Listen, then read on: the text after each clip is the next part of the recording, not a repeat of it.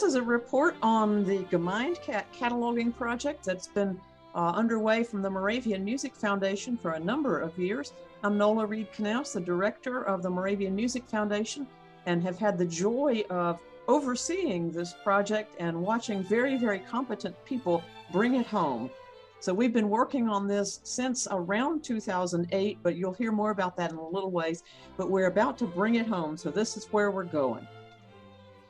GemeinKat fits the Moravian Music Foundation's mission and vision extremely well. The Music Foundation's mission, of course, is to preserve, share, and celebrate Moravian musical culture. In the preservation area of that mission, GemeinKat is keeping the hold of the bibliographic data that was incomplete or only on paper copies. Before this project, the catalog of the Moravian Music Foundation was a state-of-the-art, a 1960s state-of-the-art card catalog with a great deal of information on every card, including the musical incipits, that first few measures of the music that tells you which setting of Sing to the Lord a New Song we are looking at. So we will be preserving that bibliographic data. In sharing, we are sharing information that was only available by word of mouth or by visit to Winston-Salem, where the only complete copy of the card catalog existed. And I must say there that even there, that copy was not complete. Over the years, we have found individual collections that were never cataloged or that were cataloged and the cards were never filed into the card catalog. So we will be sharing a great deal of information through GemeinKat. Celebrating. How can you celebrate? How can you perform music that you cannot see, that you do not know exists? The holdings must be visible in order to be accessed and researched and then to be performed. So we are preserving, sharing, and celebrating Moravian musical culture with this project. What's in the collections that we are now preserving, sharing, and celebrating, that we are revealing? Printed books dating from the 16th century forward. Sacred music, manuscript and printed by Moravians and by many other composers, European composers, American composers from the 17th century forward. Secular music, both manuscript and printed, some of it the only known copies in the world. Instrumental music, vocal music.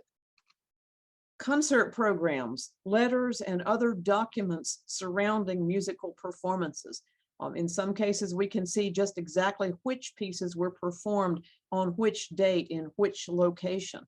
Letters that record the history of the pieces or that tell about various performances, other documents that support the musical performance and its history.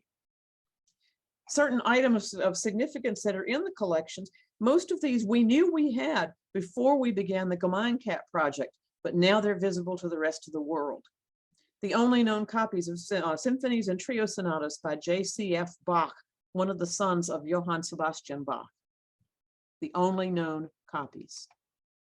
The score and the parts used in the 1811 performance of Haydn's Creation in Bethlehem, the performance that may have been the first American performance of this work. You know, firsts are hard to prove. You think may have been the first. First editions of works by Beethoven, by Stephen Foster, and a number of other composers.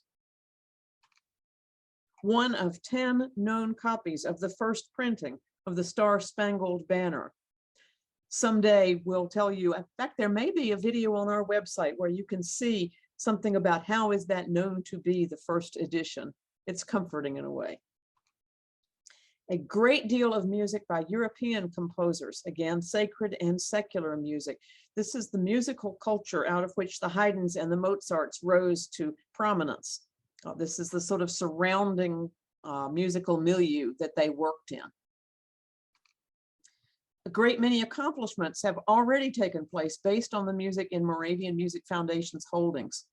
Over 100 doctoral studies have been completed. Countless articles and presentations have been written and made public. Well over 600 Moravian anthems have been commercially published, over 100 in the Moravian Music Foundation's own Moravian Star Anthem series, and we're still going. There are several in the pipeline right now. There's a scholarly series of critical editions being published by Stegline Press, Musical Treasures from Moravian Archives. 4 volumes have been published so far, and there are several others in the works. Music that would not be available without the Moravian Music Foundation. 23 compact disc recordings of music in our collection. We are working now to bring these online and make them downloadable, searchable, audible on Spotify or Amazon Music, Apple Music, and other folks have issued recordings as well. Moravian Music Foundation is not the only agency to issue recordings based on these collections. 26 Moravian music festivals. Now, the Moravian Music Foundation did not sponsor all of these. We began sponsoring the festivals in 2010, but 26 have taken place, and the Music Foundation prepared the music for all of them. I'm not quite sure about that. 26 festivals have almost taken place. The 26th festival, part 1, happened in the summer of 2021 as an all virtual event. Part 2 is scheduled for the summer of 2022 as an in-person event. If you want to know more about that, go to moravianmusicfestival.org. With the GemeinKat project, we can identify the composer and the title of specific works much more accurately. Many of the works in our collections were previously identified as minuet. It's in D major, it's in 3/4 time, it has 36 measures. Which D major minuet with 36 measures? With the research our cataloging folks have been doing, they have been able to identify composer and title for a great many of these works. So far, 26 collections are completely cataloged. That's all of the largest collections, with over 22,000 records in GemeinKat, the catalog itself, and nearly 5,000 records in RISM. Now, I'm going to tell you more about each of those in a little bit, but there's a lot of data out there online that was not available before this project. Where are we now? There are 4 access points to the work of this project.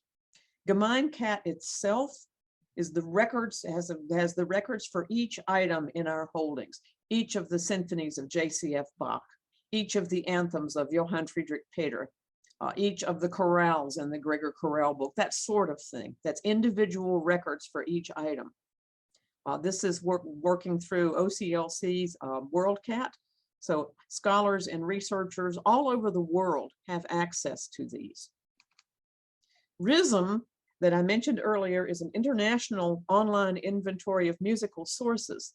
This is where scholars go looking for music manuscripts and early imprints from around the world. This is where the musical incipits are, those first few measures of music that tells you the specific theme. Those are in the RISM catalog, and the RISM records are being linked both ways with the GemeinKat records. So if you go in through GemeinKat, you will be able to link to RISM and vice versa. A third access point is the finding aids that are on our website, moravianmusic.org. For each collection, a finding aid, it presents the 30,000-foot view. How was this collection assembled? What was its cultural context? Who are the major composers represented? How might it have been used? How many works are there? When are the dates, the date range of the collection? And something about how to find specific items in it. Much of this information had been available in little bits and pieces all over around the Moravian Music Foundation. Much of it has had to be assembled and written specifically for this project. So this is new research, new understandings of our collections that have not been so clearly understood before. And the fourth access point into the collection is a resource called Archive Grid. This is where researchers go online looking for primary source materials when they don't exactly know what they're looking for or where to go. But those on Archive Grid, if you enter Bethlehem, Pennsylvania, our finding aid for the Bethlehem Congregation Collection shows up there. And you can get to that and then see, that's what I'm looking for. So these 4 access points are key to scholars and researchers and performers being able to find the holdings that we have, that we are so proud of caring for. How did we get to where we are now? This project has been on our radar since the mid-1990s. I believe it was in 1994, we set a big, hairy, audacious goal to work towards computerizing the catalog. In 2008, we were able to do our first cataloging with an outside vendor, Backstage Library Works, and we received early grants for the project. Now, we didn't do nothing between 1994 and 2008. In between times, we began some basic work in the research library, in the books, as we were deciding which books would move to the Archie Davis Center in 2001, which would be better housed with another agency. We gathered all the material, the information about each of those books so that cataloging those would be easier. We did other beginning to plan and think and wonder about what could we do. By 2008, though, we had a little bit of funding set aside so that we could do our first work with an outside vendor and begin the project in earnest. But that's all we could do. We applied for major grants between 2008 and 2014. In every case, we made the first cut and we did not make the second cut. But in 2014, a very generous woman, Louise Dieterle Nippert, when she had died in 2012, she left us a portion of her estate. There are so many stories about Mrs. Nippert. She was particularly generous in the Cincinnati area to the Cincinnati Orchestra and Cincinnati Conservatory of Music. But she had known Thor Johnson in the 1970s. Anyone, if you know your Moravian music history, Thor Johnson was a key player for us, conducting Moravian music. And if you knew, he was the son of a Moravian minister. If you knew Thor Johnson in the 1970s, you were going to know about Moravian music. So we think that's the connection.